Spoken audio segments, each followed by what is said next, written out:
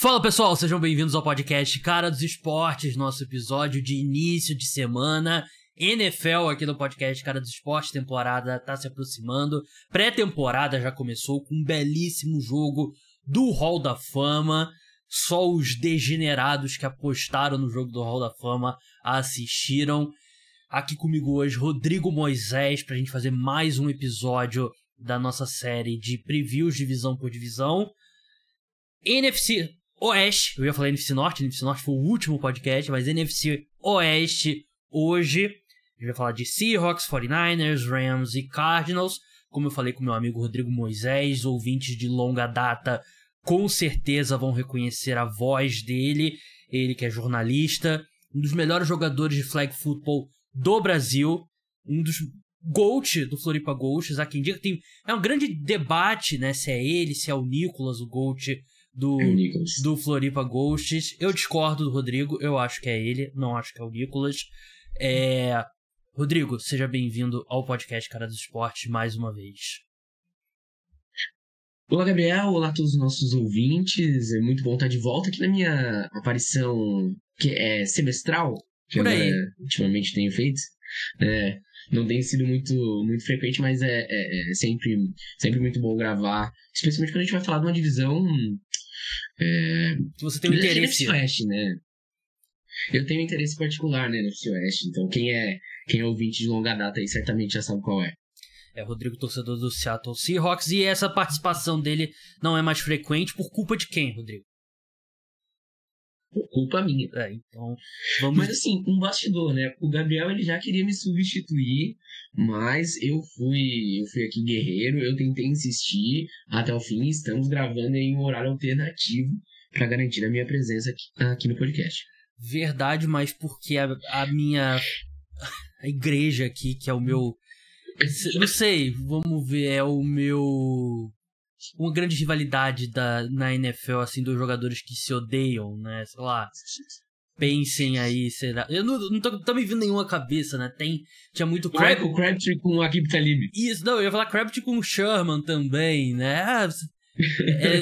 Sou eu pra igreja. Que ouvintes de longa data sabem também desse meu problema, mas teve que adiar a nossa gravação, mas felizmente tudo deu certo. Vamos entrar no nosso preview da divisão. Vamos começar pelo time que venceu. A gente gosta sempre de começar pelo time que venceu a divisão na última temporada, e foi o San Francisco 49ers, né? O time que foi até a final de conferência, teve a lesão do Brock Purdy, teve a lesão do Josh Johnson, acabou não tendo uma chance de verdade naquela partida. Equipe que se reforçou com a chegada do Javon Hargrave, defensive tackle, que era do Philadelphia Eagles, quarterback Sam Darnold, cornerback Isaiah Oliver, saíram Mike McGlinchey, right tackle, quarterback Jimmy Garoppolo, edge rusher Samson Ebukam, cornerback Emmanuel Mosley, offensive tackle Daniel Brunskill e cornerback Jimmy Ward. Você ainda vê a NFC com uma corrida entre Eagles e 49ers, ou você acha que essa diferença aumentou, essa diferença diminuiu, outro time, de repente um Cowboys da vida? Como que você vê o 49ers na hierarquia da NFC? Acho que o 49ers está nessa segunda prateleira. Para mim, é um time muito parecido com o ano passado. Eu diria que o grande trunfo do 49ers, Gabriel, é a manutenção de alguns dos principais jogadores e é o fato de eles provavelmente estarem disponíveis e saudáveis para esse ano. Então, naquele confronto, naquele fatídico final de conferência, a gente teve uma participação encurtada ali do Brock Purdy, que teve aquela lesão na mão, né? E agora ele já tá no training camp. Esse ano a gente provavelmente vai ter o George Kittle desde o início da temporada. O Brandon Ayuk, que foi um cara que cresceu muito no fim do ano passado. Então, assim, é um time que ele mantém a base. E ele, pra mim, a grande diferença é que ele vai estar estruturado desde o início da temporada. Então, a gente provavelmente vai ver um 49ers aí praticamente 100%, com o Christian McCaffrey começando a temporada. Então, acho que, pra mim, esse é o grande trunfo que o Kyle Shanahan vai conseguir trazer pra esse ano. É ter todo mundo disponível aí logo na semana 1. Então, um time que talvez não tenha tantos problemas assim pra começar a temporada. O Brock Purdy foi uma lesão no cotovelo, né, na verdade, que ele passou pela cirurgia lá da famosa Tommy Jones, né, do beisebol. ele tá treinando, começou o training camp logo de cara treinando, que é um bom sinal. Ele não tá treinando todo dia, eu tava lendo aqui antes da gente gravar, né? Ele treina um dia, treina 2, aí descansa um, aí teve um dia que ele levou uma pancada no braço de um jogador da defesa, não foi nada sério, mas ele foi poupado e tal. E a grande questão ali é o pessoal dividindo as repetições atrás dele, né? Porque o Sam Darnold e o Trey Lance estão dividindo as repetições ali de quarterback número 2, e o que vem sendo falado antes do sábado, parece que o Sam Darnold estava bem à frente do Trey Lance. Mas parece que os dois treinaram mal nesse sábado, né? Então empataram. Mas a questão do Brock Purdy, tudo bem, tá treinando e tal, ainda não tá 100%, assim, diria que 100% seria se ele estivesse treinando todo dia, né? Treinando sem nenhuma limitação, né? E é aquilo que eu vim falando a off-season inteira, né? Ele é um quarterback limitado fisicamente, né? E por isso que ele foi a última escolha do draft. E se esse tipo de lesão é complicado no cotovelo do braço direito, né? O braço que ele usa pra passar a bola. Eu só vou acreditar vendo que ele é o mesmo Brock Purdy da última temporada. E mesmo assim foi uma amostra muito pequena que a gente viu na temporada passada. Eu não tô pronto pra colocar ele como a resposta dos problemas do 49ers na posição. Eu quero ver ele por mais tempo. Então essa é a minha desconfiança, porque eu acho que o 49ers, o ataque do 49ers é muito talentoso. Em termos de skill positions, é o número 1 da NFL. Você tem Deebo Samuel, você tem o Brandon Ayuk, o George Kittle e o Christian McCaffrey. Só que eu acho que é um time menos capacitado para lidar com lesões, porque acho que como não tem um cara tão confiável, na minha opinião, na posição de quarterback, que traz uma estabilidade, você precisa todo mundo ali, né? Todo mundo bem. E aí você não tem o George Kittle um dia, e o Christian McCaffrey tá um pouco baleado, ou de repente o Brandon Ayuk não vai jogar um jogo. Eu tenho minhas dúvidas se esse ataque consegue se manter no nível mais alto, até perdeu o right tackle titular, né? Eu não sou o maior fã do mundo do Mike McGlinchey, mas era um cara que assinou um mega contrato com o Broncos, então tinha um valor grande. Então essa é a minha maior preocupação com esse ataque do 49ers. Eu acho que não é... Porque quando você tem um ataque construído ao redor de um grande quarterback, normalmente é mais estável. Eu sei que a gente pensa normalmente, quanto mais profundo, melhor, né? Mas o quarterback, por ser uma posição mais constante, uma posição que é muito protegida pelas regras e por tudo, é mais estável. E eu tenho medo desse 49ers. E a gente já viu no passado, né, Rodrigo? São vários jogadores suscetíveis à lesão. Uhum. Exatamente, né? A gente já viu o George Kittle, Christian McCaffrey perdeu muito tempo por lesão na carreira dele, e são playmakers, né?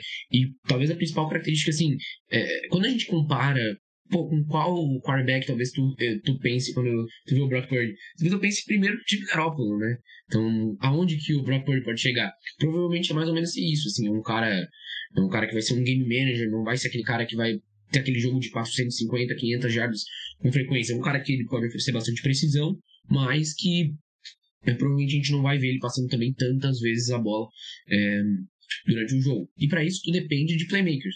E, nossa, são muitos playmakers. O time tem até um tight end que é playmaker, né? Pode fazer um end round aí com o George Kittle que ele vai quebrar 2, 3 tackles e vai te ganhar 20 jardas. Então é bem impressionante. E hoje, o próprio... As opções que o Niners tem no Brock Purdy, e é engraçado porque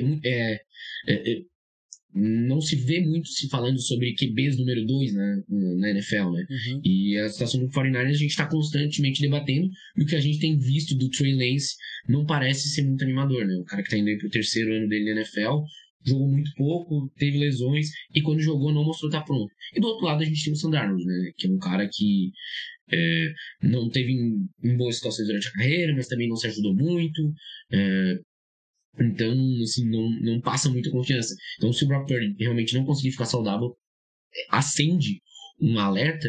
E o outro ponto que eu queria também falar do Niners aqui, Gabriel, do outro lado da bola, já não é mais uma defesa tão dominante, tão assustadora como a gente viu nos últimos anos, né? Ainda é uma boa defesa, o Nick Bosa não tá treinando, né? Mas ainda é uma boa defesa, só que não é aquela defesa que tem 4 edge rushers que ficam se revezando ali. E, claro, chegou o Hargreaves, que era do Eagles, mas é o defensive tackle, né? Então também não é Acho que nenhum defensive tackle que não seja o Aaron Donald tem tanto impacto assim. Então, pode ser que aqueles jogos de placares baixos que a gente vê pro 49ers, pode ser que eles tenham um outro vencedor desse ano, já que a defesa não é tão talentosa assim. Tava aqui no meu próximo ponto que eu ia realmente levantar, né? O interior da linha defensiva ainda é muito forte, né? Você tem o Javon Hargrave e o Eric Armstead, mas o Nick Bosa tá nessa disputa contratual, né, com a equipe, não tá treinando.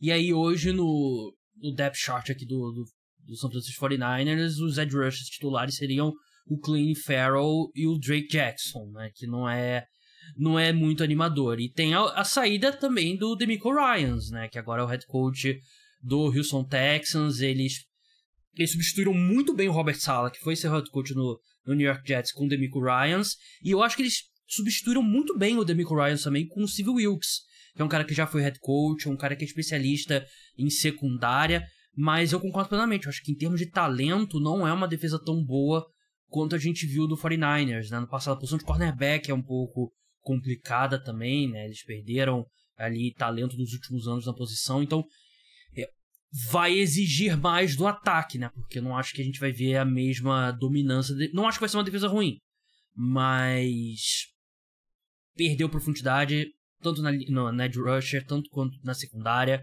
E eu concordo com você. Eu acho que hoje, se a gente pensar em tiers na NFC, eu acho que o Philadelphia Eagles é o número 1 e o San Francisco 49ers está numa tier abaixo. E aí a gente pode discutir se inclui o Dallas Cowboys, né? Acho que é o Detroit Lions. Eu tava vendo aqui as odds antes da gente começar a gravar.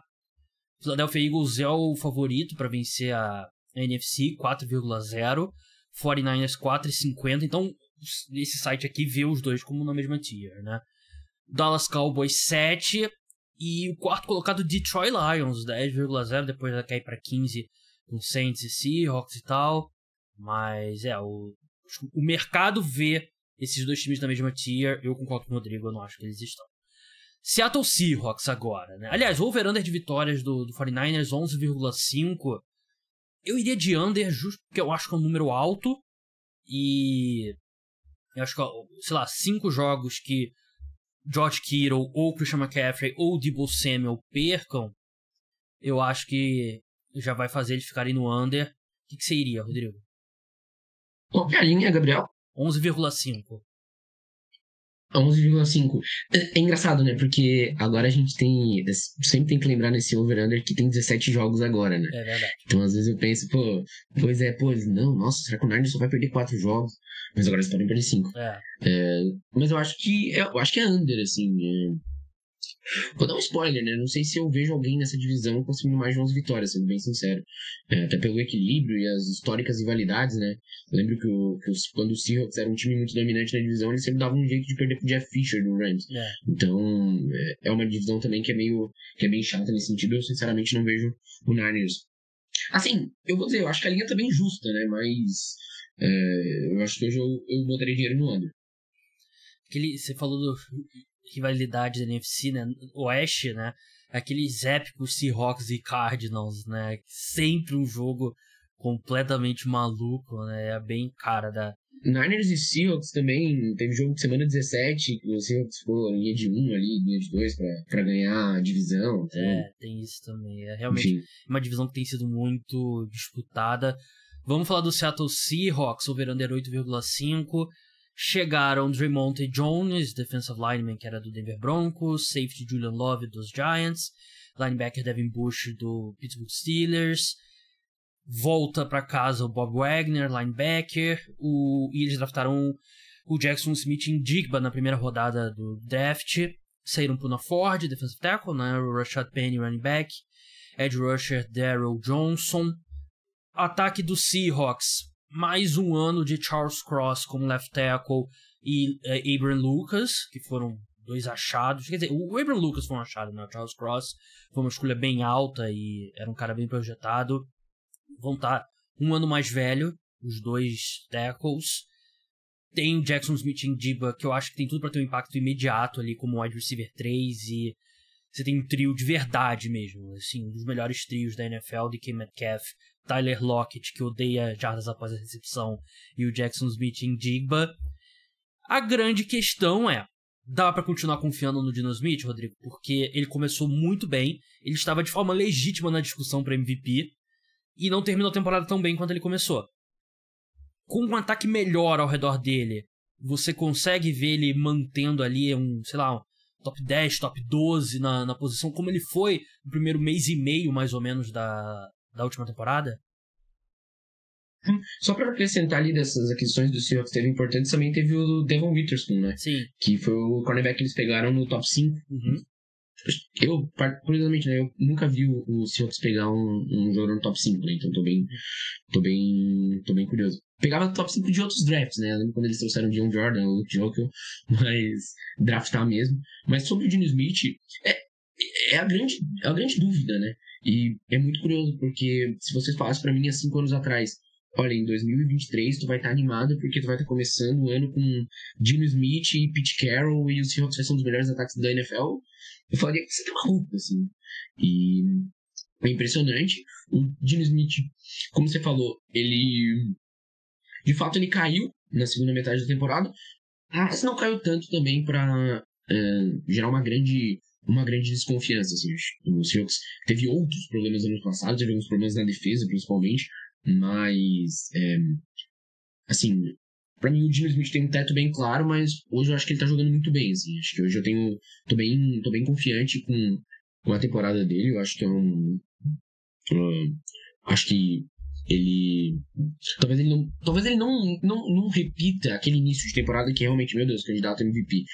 Só que pra mim ele tem essa capacidade de ter uma base sólida, de entregar poucos turnovers e eventualmente ser um cara explosivo aí que esse time precisa. E com a chegada do Njigba é realmente animador que esse time pode fazer, né? Vamos ver se o Pete Carroll vai conseguir entregar pra gente esse ataque que a gente espera do Seahawks, né? Porque surpreender quando ninguém espera nada às vezes é fácil, mas quando tem essas altas expectativas é aí que a gente vai ver o quão o Pete Carroll realmente mudou e se revolucionou aí nesse finzinho da carreira, ou quanto foi só um ano aí que ele nos enganou. O Geno Smith foi um dos passadores mais eficientes da última temporada. Eu tava vendo os números dele aqui. Ele ficou na 10ª colocação em nota no Pro Football Focus e teve o maior CPOE da última temporada, que CPOE, para quem não sabe, é Completion Percentage Over Expectation, índice de passos completados acima da expectativa, né, que é uma métrica que contextualiza cada passe para definir se o quarterback estava acima. Porque o porcentagem de passes completos, um screen pass pro running back ou uma bomba de 50 jardas conta do mesmo jeito, né? Esse contextualiza. Quem tem o maior CPOE do Floripa Ghosts, Rodrigo? Cara, com certeza não sou eu. Eu tenho um passe na minha carreira e uma interceptação. O Rodrigo é mais conhecido pelo trabalho dele com a dancinha do safety, né? Que o pessoal épica. Mas eu acho que o Seahawks tem tudo pra ter um dos melhores ataques da NFL. Acho que a linha ofensiva vai ser melhor. Se o Njigba estiver saudável, eu acho que ele é muito qualificado para ser o terceiro wide receiver de um time. E você tem o DK Metcalf no auge, tem o Tyler Lockett ainda no auge, então tem tudo para ser, sim, o melhor trio de wide receivers da NFL que não seja o do Cincinnati Bengals. E eu concordo plenamente, eu não acho que o Geno Smith vai ser o quarterback MVP, mas eu acho que ele vai conseguir encontrar um meio termo em relação ao desempenho dele da última temporada, né? E é um cara que vai ser aquele cara que não vai te ganhar muitos jogos, mas também não vai te perder muitos jogos, né? Vai funcionar dentro do contexto do time. Então, eu acho que o Seahawks tem tudo... É uma situação um pouco parecida com a do 49ers, se a gente parar pra pensar, de ter esses playmakers, ter esses bons jogadores, só que em relação às outras peças do ataque, a gente confia que, assim... se tu tivesse que apostar, quais skill players vão jogar os 17 jogos da temporada, os do Seahawks ou do Niners? Então talvez seja essa a diferença, assim. Provavelmente não são os caras do Seahawks não tem esse histórico de lesão, né? Apesar dos running backs aí, todo mundo se machucou essa semana, mas o Metcalf, o Lockett não são caras que se machucam. Então acho que isso é bem determinante. Talvez seja diferente desses dois grupos aí. O Seahawks é um time bem mais tradicional, né? O time que tem 2 tackles, tem 3 wide receivers tradicionais, tem um quarterback que é, o cara que vai preciso e tal, não é a última escolha do draft, né? Não é um cara que vê fantasma, né, no banco e tal. É um time mais tradicional, né? Até acho que o teto do 49ers, do ataque do 49ers é maior, mas eu acho que o piso do ataque do Seahawks é mais alto, né? Sobre a defesa, o que você espera da defesa? Muita discussão sobre o Tariq Woolen, né, que jogou muito bem, mas assim, impulsionado por um número de interceptações muito alto. A gente sabe que isso vai dar uma reduzida no ano 2 e tal. Um time que tem vários jogadores jovens, que a gente sabe que pode oscilar. O retorno do Bob Wagner, acho que ele jogou muito bem na última temporada e é um bom retorno. Qual a sua expectativa para esse lado da bola do Seahawks? Parecido, né? A minha expectativa, na verdade, Gabriel, é que esse vai ser o ano do Jamal Adams, né? Não, mentira. Eu nem citei ele, né? Ele não tá treinando também, mas dizem que ele vai estar saudável. Mas dizem que ele vai estar saudável pro começo da temporada. Ele virou muita piada, o Jamal Adams e tal, o João fala pra caramba e tal. Mas teve um momento que a gente discutia ele como um dos melhores jogadores da NFL, né? Não era... e não é revisão histórica, não. Isso aconteceu. A gente viu o Jamal Adams como o melhor safety da NFL e como um dos melhores jogadores da NFL. Né? Ele se machucou muito, a troca foi um desastre, claro. Mas se ele for 80% do que ele foi pré-lesão, já era um safety top 5 na liga, né? Exatamente. E eu lembro que teve até no antigo FA hoje, você fez aquela uma playlist de jogadores com maiores valores de troca da NFL, alguma coisa assim. Se eu não me engano, o Jamal Adams estava nessa lista. Então, e eu tava certo, porque ele foi tocado por bastante, né? Exatamente, foi. Mas sobre a defesa, é um pouco o que você falou. Eu acho que mantém uma base, um time que deu uma grana agora pro Nuoso, né?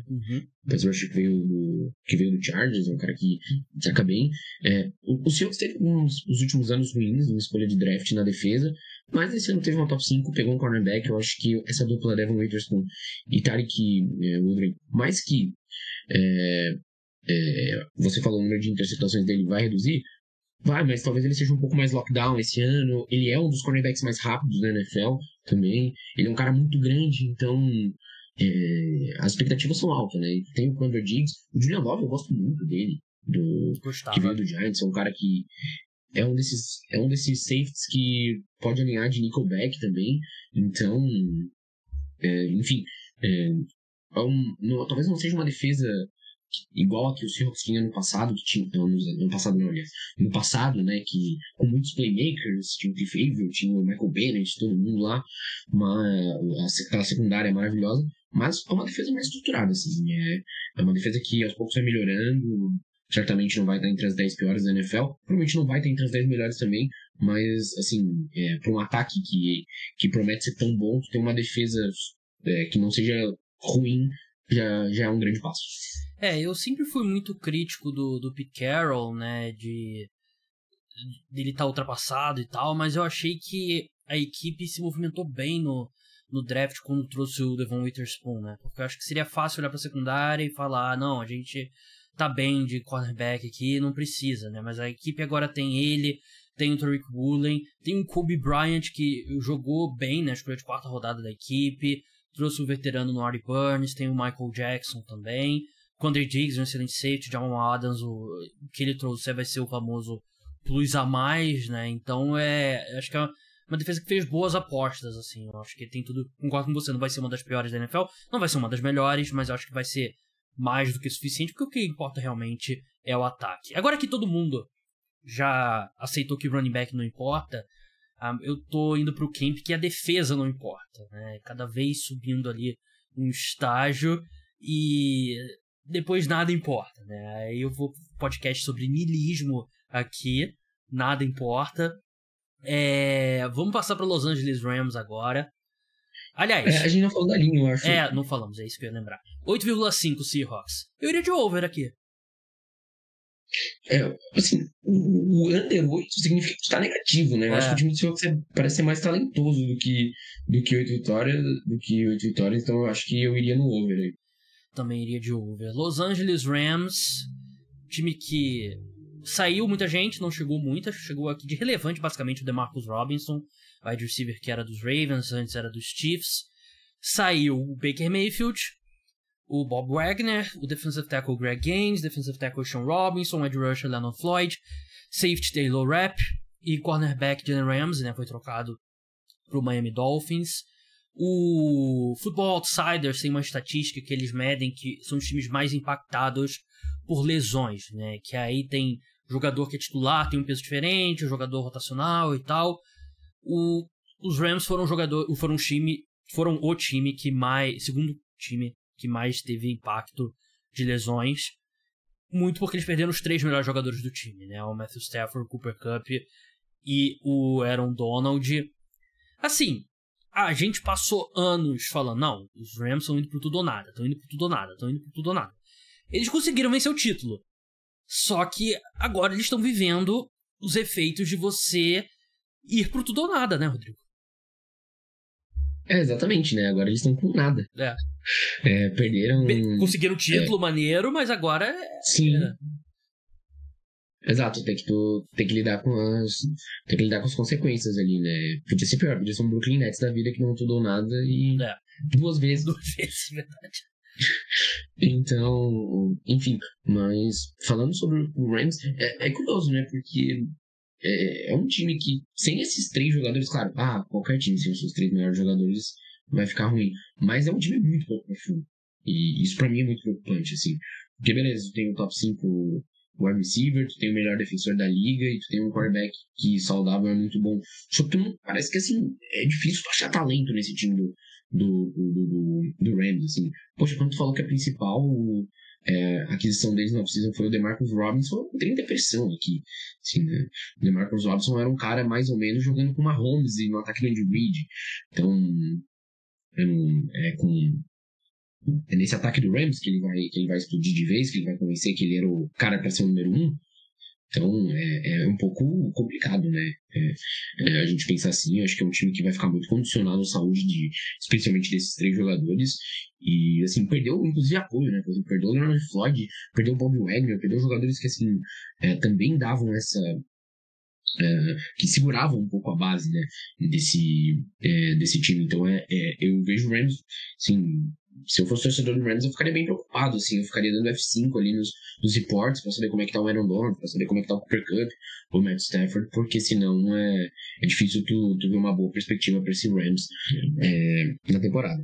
Até nos anos que eles competiram, era um elenco que a gente falava muito, né? Um dos elencos mais desequilibrados da NFL, né? Um time com muito, assim, super estrelas e basicamente jogadores em contrato de calouro, né? Era Von Miller, Odell Beckham, Jalen Ramsey e uma escolha de 6ª rodada como titular, né? E eles conseguiram fazer funcionar. Só que aí eles perdem o Andrew Whitworth, que foi um dos melhores left tackles aí do século XXI. Perde o Jalen Ramsey agora que eles trocaram. Perde o Odell Beckham, ele se machucou no Super Bowl, depois não voltou. Jalen Ramsey, como eu falei, foi trocado. Bob Wagner, como você bem falou e tal. Eles estão, assim, eles puxaram escolhas e ativos do futuro para investir no presente e o futuro chegou agora, né? Eles estão vivendo essa fase que se o Stafford, o Kupp e o Donald estiverem saudáveis, não acho que é um time de tanking, porque eu acho que tendo os 3 jogando o nível que a gente está acostumado, acho que te dá um piso bem alto, né? E o Stafford, pra mim, dos 3 é o mais difícil, porque a sensação que eu tenho é que o corpo dele tava desmoronando já na última temporada. Foi meio que... Foi aquele carro velho que conseguiu fazer a viagem toda ali na temporada do Super Bowl e você respirou fundo quando você chegou em casa depois da viagem, né? Pô, ele aguentou, pô, obrigado e tal... Mas aí no outro dia ele já começou a fazer um barulho diferente quando você tirou ele da garagem, né? E já acendeu uma luzinha ali no painel, né? Então, problema nas costas, problema no braço direito e... Dos 3 é o que eu tenho mais medo. Eu acho que os Rams, o over-under deles é 6,5. Eu acho que eles podem vencer 9 jogos, brigar ali pro wildcard com os 3 saudáveis. E eu consigo ver o outro lado também. Eu consigo ver um time pensando, ó... Eles têm a escolha de primeira rodada deles em 2024. E pensar do outro lado, né? O que a gente pode conseguir pelo Cup? O que a gente pode conseguir pelo Aaron Donald? O que a gente pode conseguir pelo Matthew Stafford, de repente? Eu consigo ver eles indo um caminho oposto que eu acho que seria bem inteligente. Porque eu acho que essa versão atual do elenco, eles tiraram tudo que tinha pra tirar. Só falta você perguntar o que eu consigo pelo Sean McVay, né? Só que você não vai trocar no meio da temporada, né? Exatamente, mas é bem o que você falou, né? Por isso que é curioso, assim. Sobre a linha, eu presumo que é um time que vai começar a temporada com os seus jogadores, assim, por mais que a gente não tenha tanta confiança que eles vão ficar saudáveis, é possível que no começo sempre tem, o cara tá tentando, o cara joga os primeiros jogos, eu acho que só desse time jogar o primeiro jogos, acho que eles conseguem alcançar a linha e ir pro over, assim. Uhum. Né? Então, um time que eu consigo ver uma primeira metade de temporada ficando um 5-4, né? Um 4-5, que seja. E aí depois, beleza, pode despencar, pode ser que os caras não fiquem saudáveis, mas, assim, talvez é uma linha muito baixa para um time que ganhou o Super Bowl há 2 anos atrás. Né? Por mais que ele tenha desmoronado, tem os principais jogadores ali, né? A princípio, eles podem começar aí na semana 1, a gente não tem eles descartados ainda, né? Então, enfim. Mas de novo, né? É um time que está muito condicionado à saúde dos seus jogadores. Todos estão também, né? Essa questão do início, assim, esse 6,5 é que eu acho que você tenta encontrar uma média entre os dois universos, né? O time saudável e o time, de novo, lidando com lesões, né? E os Rams, nos anos que eles competiram ali com o Sean McVay, foi um time que teve muita sorte com lesão, né? Um dos times mais saudáveis da NFL, né? Isso, maioria das vezes, é sorte, né? Muitas vezes é montagem de elenco, você contar com muitos jogadores que lidam com problema de lesões, e muitas vezes é sorte, azar, e acho que os Rams, eles estão no segundo lado, né? Então acho que eles vencem 9 ou 10 jogos, ou então vencem 4 ou 5, né? Não sei se eles vão ficar muito perto da linha. O calendário deles é complicado, o início do calendário deles. Eles enfrentam o Seahawks em Seattle, recebem o 49ers, Bengals em Cincinnati, aí vão a Indianapolis para enfrentar os Colts, então é um jogo mais tranquilo por enquanto. Philadelphia Eagles recebem, e aí depois enfrentam na semana 6 o Arizona Cardinals, né? Então, esses 6 primeiros jogos aqui, 4 são dificílimos, né? Acho que provavelmente eu apostaria que eles terminam essas 6 primeiras rodadas 2-4. E aí eu acho que você tem que começar a falar assim, pô, Dallas Cowboys, o que vocês podem dar pelo Cooper Cup? Quem quer uma primeira rodada e uma segunda pelo Aaron Donald? Quem vai pagar? Algo do tipo. Não sei se alguém daria isso, mas se você vai dar uma proposta desse tipo para um defensor, é o Aaron Donald, né? Mas enfim. Você vai de quê, Rodrigo? Over ou under? Esse teu calendáriozinho aí é verdade, né? É um bom ponto. É um calendário bem difícil. Mas eu ainda iria no over. Eu acho que o Rams, enfim. Eu ainda tô apostando nessa perspectiva de que eles vão terminar essa temporada. O Sean McVay é um grande treinador, né? Apesar de ele também não ter feito um bom ano em 2022, mas... Pensou em se aposentar, né? Teve isso. O Aaron Donald também teve esse papo, né? Mas, enfim. Arizona Cardinals, over-under mais baixo da NFL, 4,5. Chegaram... Tudo isso. Linebacker Kaiser White. Eles draftaram o offensive tackle Paris Johnson. Assaltaram o Houston Texans na troca lá, que a gente já falou várias vezes aqui, não vale a pena repetir. Saiu o DeAndre Hopkins, o edge rusher Marcus Golden, aquele cornerback Byron Murphy, wide receiver Robbie Anderson, edge rusher Zach Allen. Por que esse time não tancaria, Rodrigo? Não é tancar no estilo da internet, né? O Rodrigo, inclusive, que é o meu consultor para assunto de geração Z. Sempre quando eu tenho alguma dúvida sobre geração Z, o Rodrigo me ajuda. Mas no sentido de por que esse time não perderia o maior número possível de jogos para selecionar o Caleb Williams no próximo draft? Esse time do Cardinals aí foi de base, né? Porque bem. Não entendi. Sim, é impressionante. Exatamente. Brincando, eu sei, tô brincando. Ah, tá. Assim, é um dos times mais. É muito fraco, assim, sinceramente. É um time que fez alguns drafts errados também nos últimos anos, jogadores que também não deram certo. E, assim, o Kyler Murray não deve jogar na primeira semana da temporada. Eu vejo os reportes que eu tô bem preocupado, assim, sobre a saúde do Kyler Murray, pra ser bem sincero, porque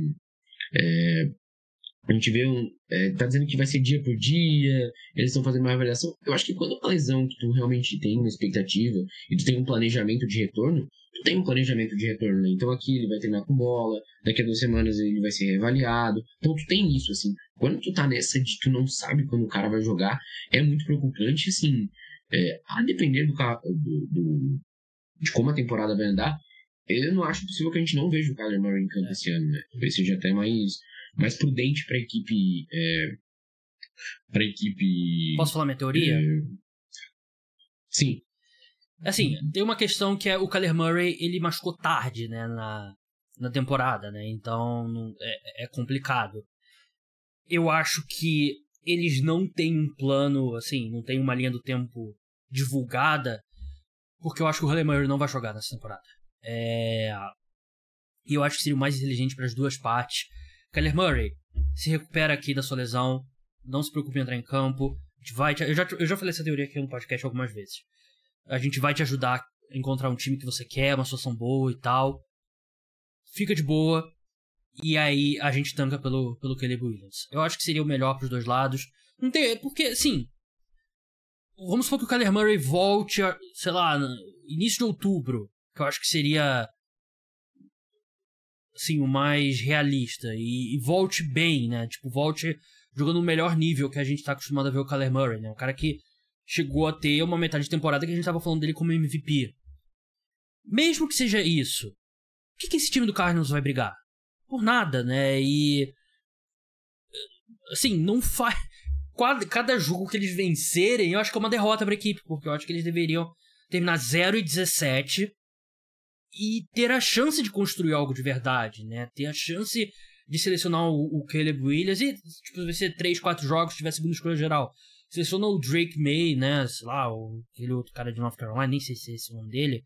Mas tem outros quarterbacks muito bem cotados, porque claramente esse casamento entre Kyler Murray e Arizona Cardinals, a partir do momento da renovação de contrato, já ficou tudo muito estranho.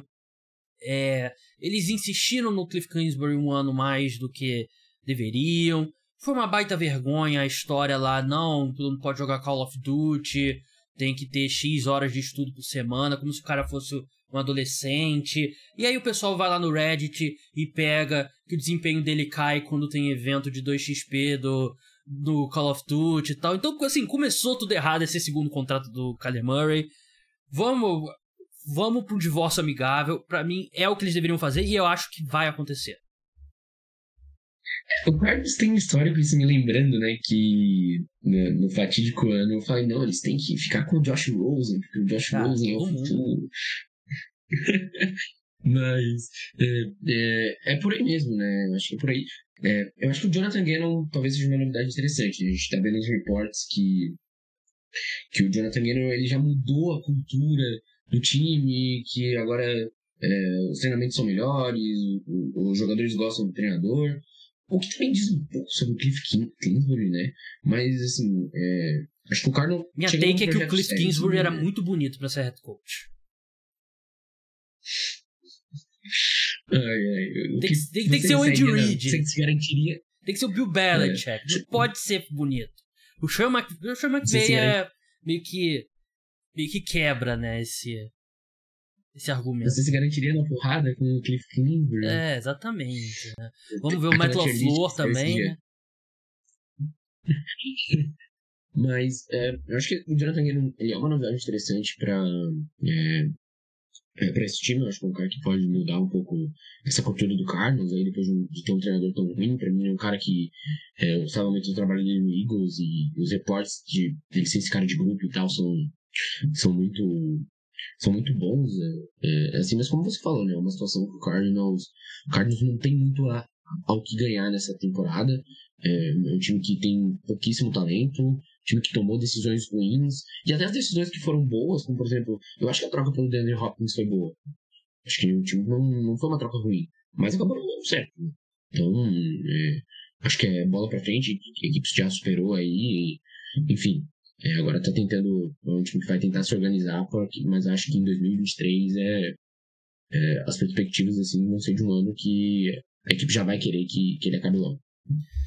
Concordo. Eu iria de under. Mesmo sendo muito baixo, eu iria de under. Eu também iria de under. 4,5 pra quem não lembra. Então é isso, pessoal. No meio da semana a gente volta com um episódio exclusivo para apoiadores, com um preview de mais uma divisão. Logo depois a gente vai ter clássico episódio dos palpites ousados pra temporada. Vai ter palpites para playoffs da NFC, AFC, palpites para prêmios individuais. Temporada tá se aproximando. Nos episódios sobre NBA, a gente teve a entrevista com o Didi Lousada, jogador da Seleção Brasileira, do Flamengo, com passagens pela NBA. Bem legal, volta lá e escuta, porque foi um trabalho trabalhoso. Fui lá em São Paulo. A entrevista eu fiz remota, né? Mas eu fechei a entrevista quando eu fui lá em São Paulo cobrir o treino.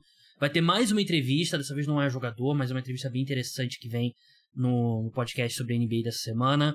Rodrigo, muito obrigado pela sua participação aqui. Sigam ele lá no @rmoisés. Quando que o Floripa Ghosts volta a campo? 6 e 7 de outubro na Copa Sul. A gente tá organizando aí. Sou uma das pessoas que está ajudando a organizar uma competição aí. Eu acho que o time tá organizando, tá ajudando a organizar a competição, né? Interessante. Cara, mas é bem bacana que vai ser um campeonato bem grande, vai ter mais de 12 times aqui do sul do país, vai ter competição feminina também, então tá sendo bem legal o trabalho que a gente tá conseguindo fazer lá, então tô bem animado. Curitiba Crocodile, jogo 6 da manhã, todos os dias. Já tô até... Eles também estão ajudando a organizar, né? Então tá com a mão no volante também. Rodrigo, muito obrigado. Rodrigo, grande jogador de flag, jornalista, grande Swift também, que é grande fã da Taylor Swift. Um grande abraço, pessoal. Então é isso, podcast Cara dos Esportes, como eu falei, volta no meio da semana com o episódio sobre a NFL. Exclusivo para apoiadores, se torne apoiador, link na descrição. Tem episódio sobre a NBA também. Siga aqui se você ainda não segue, deixa 5 estrelas que ajuda bastante, comentário, aquela coisa toda. Até a próxima, tchau!